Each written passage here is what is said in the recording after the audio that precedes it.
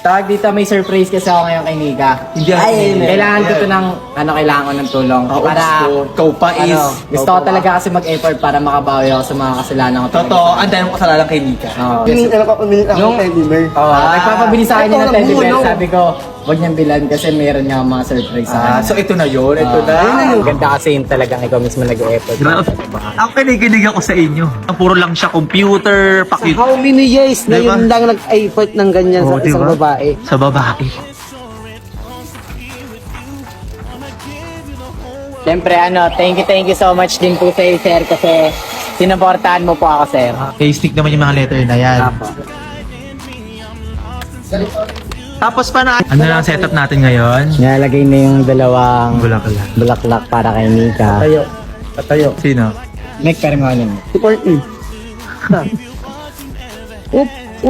Sandali. Ano? Kanpot. Kaya kailangan nakatayo. Hindi na nakaganyan, tapos dito yung maliit. Ito na lang kayo dito. May hawak siya na flowers.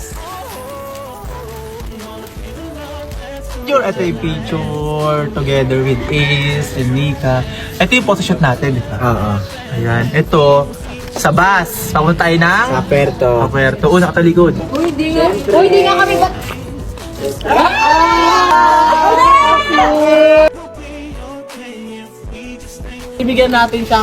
Pagbibigyan namin kayong mag-hug kayo. Oo.